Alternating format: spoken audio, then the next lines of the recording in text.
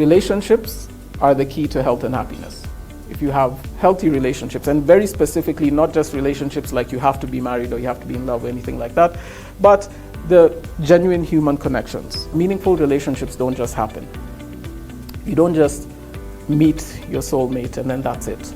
You don't just find someone with similar interests and then become friends. There has to be work that goes into it.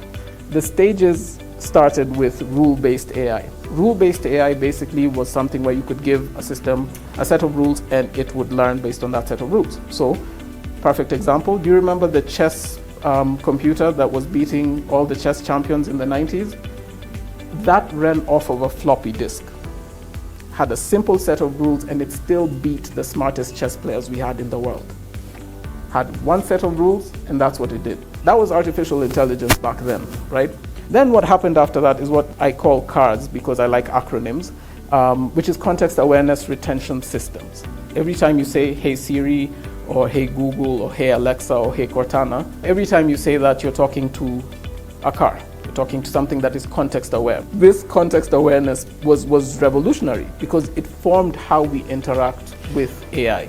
The next thing is domain-specific mastery. Domain-specific mastery is where an AI gets really good at something very complicated. They were built for a specific purpose that's more complicated than just context. They had to be able to make decisions. They had to be able to understand complicated financing or ERP settings and be able to tweak them and adapt. We went from systems that were very good in specific areas to systems that think and reason across areas. Mimicking is the important thing here because it's not actually intelligent. It's artificial intelligence. It's not real yet. We move from narrow intelligence to general intelligence. And general intelligence basically means that over and above thinking and reasoning, it is able to learn, teach itself, and implement that knowledge. General intelligence goes into the stage of what we've seen happening a little bit so far. I don't know if you guys heard about this, but last year, ChatGPT taught itself lab-level chemistry. So ChatGPT, which is supposed to be a language model, where you go in and you talk to it and then it spits back language at you, got quote-unquote bored and started processing data in its back end and was able to teach itself chemistry better than AIs that were created specifically to learn chemistry. Super intelligence, the point at which AI becomes smarter than us. My wife was picking the kids up from school because I was preparing for this and I was unavailable. And she had my daughter in the car, right? So she's sitting there and she's driving and my daughter is in the car and she's in the back seat with her brother. And my daughter says, "Mom, if you see a big boy carrying a small girl, carrying a medium boy, tell me, okay?" So obviously now my wife is confused because she wants to make my daughter happy and tell her what she wants, but at the same time she doesn't know what it is. Remember, my son is also in the car and he understands baby. And he said, "She's talking about acrobats, Mom." Several things happened in this very innocuous moment, yeah?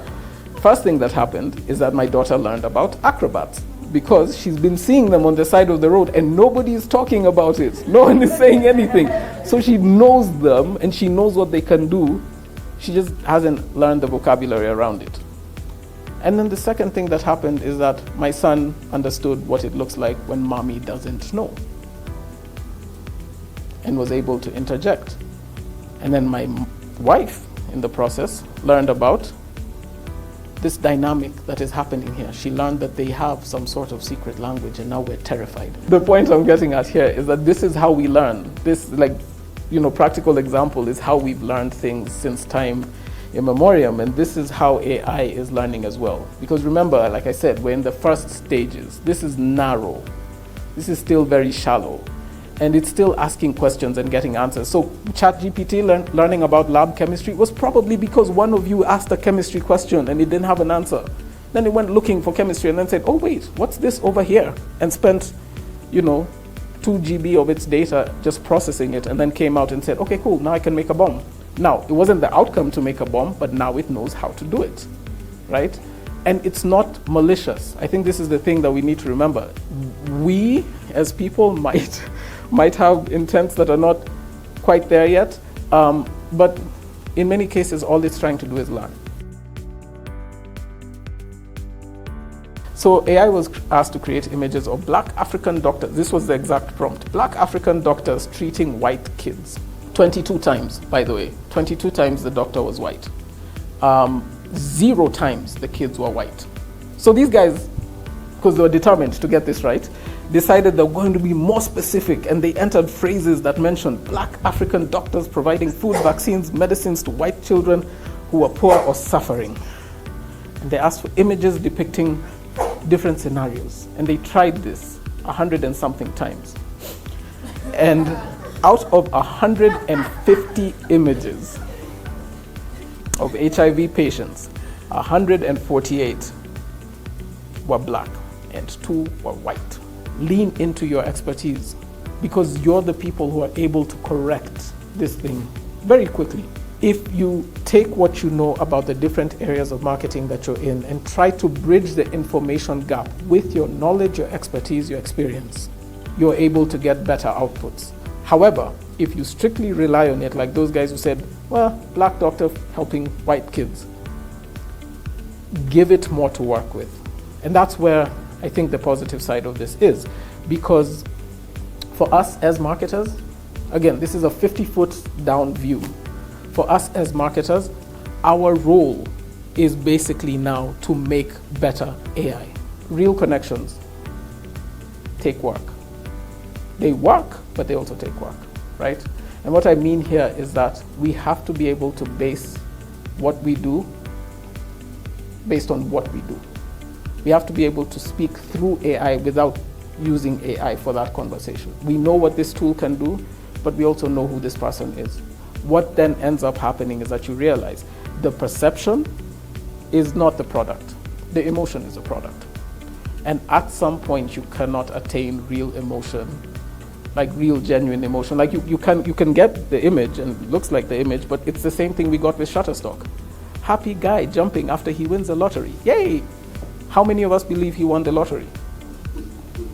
Right?